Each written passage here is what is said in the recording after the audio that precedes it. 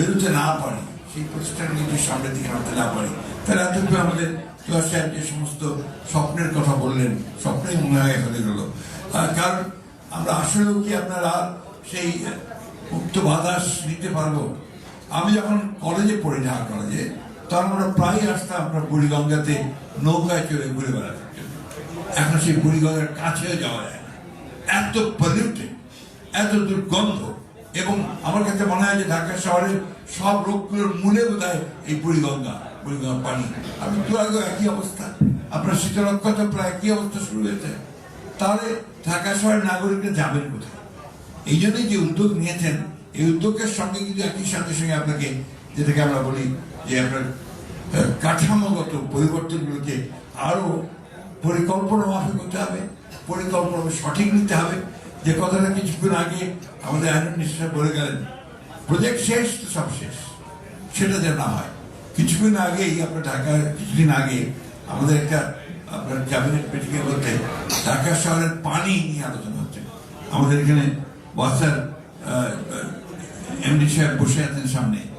ঢাকা শহরের পানি খুব ভয়াবহ। আপনার কিন্তু হচ্ছে যে কিছু পানি আছে, মানে একটা বিরাট অংশ সেটা আপনার সেবনযোগ্য নয়।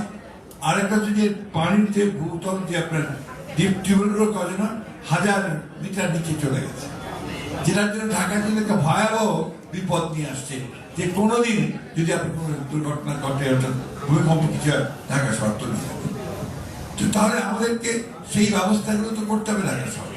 আমাদের নদীগুলোকে তো বিশুদ্ধ করার চেষ্টা করতে হবে।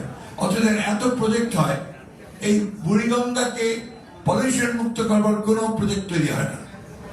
আমি কথাটা বারবার করে বলছি, আমি আবারও বলছি, আমি চেষ্টা করব এই বিষয়ে আমরা কি করতে পারি, সেই বিষয়ে আলোচনা করে আমরা বুড়িগঙ্গাকে ঠিক করতে পারি কিনা, আমরা তুরাগকে ঠিক করতে পারি কিনা, আমাদের বারো নদীকে ঠিক করতে পারি কিনা, সেই বিষয়গুলো আমাদেরকে দেখতে হবে। আমাদের কষ্ট হয় যারা আমরা, যেটা কিছু করে আগে বলে যে আমি আসলে 1963 সাল থেকে কলেজে পড়াশোনা, ঢাকা কলেজে পড়তে এসেছি। তখন যে ঢাকা শহর ছিল, সেই ঢাকা শহর আর এখন ঢাকা শহরে আকার আসার পতন স্বাভাবিক। মানুষ বেড়েছে, নগরায়ন বেড়েছে, সবকিছু বাড়বে, কিন্তু পরিকল্পিত হবে কিছু হয় না। আপনার ড্রেনেজ নেই বললেই চলে। ড্রেনেজ যেগুলো তৈরি করা হয় হাজার হাজার কোটি টাকা ব্যয় করে, সেই ড্রেনগুলোতে পানি নির্গমন হয় না। এটা প্রবলেম। এগুলো আমাদের প্রশাসন সাহেব এসছেন, এরপর যে ইলেকশন তো হবেই, কারণ সিটি কর্পোরেশন ইলেকশন হতে হবে।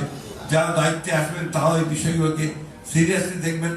আমি এটুকু বলতে পারি যে আমাদের মন্ত্রণালয় থেকে আমরা এটাকে অত্যন্ত গুরুত্বের সঙ্গে আমরা দেখতে চাই, এবং আমরা চাই যে আমাদেরকে প্রশাসন সাহেব যে উদ্যোগ নিয়েছেন তার মাধ্যমে আমরা আমাদেরকে পরামর্শগুলো দেবেন যে আমরা সরকারের তরফ থেকে কি কি ব্যবস্থা গ্রহণ করতে পারি, যে ব্যবস্থাগুলো আপনাদেরকে সত্যিকার অর্থেই ঢাকা শহরে একজন নাগরিক হিসেবে প্রাণ খুলে নিঃশ্বাস নেওয়া যাবে।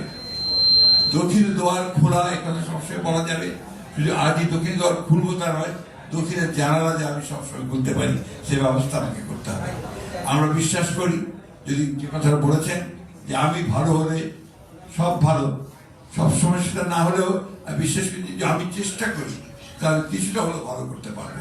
সেই চেষ্টা আমাদের থাকতে হবে, এবং আমি আশা করব যে ভবিষ্যতে যে কাজটা তারা শুরু করেছেন সেটা সুন্দরভাবে শেষ করতে পারবেন, এবং জনগণের মধ্যে শুধু একটা আন্দোলনের মধ্য দিয়ে তাকে একটা জায়গায় পৌঁছে দেওয়া সেটা নয়, একই সঙ্গে এটাকে বাস্তবায়িত করবার জন্য কাজগুলো আপনারা গ্রহণ করবেন। আপনাদের সকলকে ধন্যবাদ।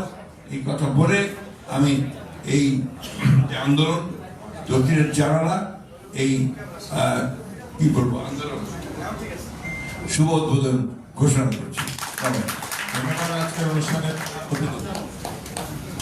ধন্যবাদ। আজকের অনুষ্ঠানের প্রধান অতিথিকে আমরা অনুরোধ করছি লাইটগুলি বন্ধ করে দিতে। এই উদ্বোধনী অনুষ্ঠানটি একটি ছোট্ট ভিডিওর মাধ্যমে দক্ষিণের জানালার যে কার্যক্রম সেটিকে তুলে ধরা হবে, এবং তারপর এই কার্যক্রম অফিসিয়ালি আপনারা জানেন যে উদ্বোধন ঘোষণা করেছেন আমাদের মাননীয় প্রধান অতিথি। মাননীয় প্রধান অতিথিকে আমি এই শহরেই দেখেছি যুবক অবস্থায় রাজনীতিবিদ হিসেবে। আমি তার বাড়িতে গিয়েছি, তিনি আমার দরজা তুলে দিয়েছিলেন যখন আমি ভয় পেয়ে গেছিলাম, কারণ আমি জানতাম না যে বাসা আমি গিয়েছি তার বাসা।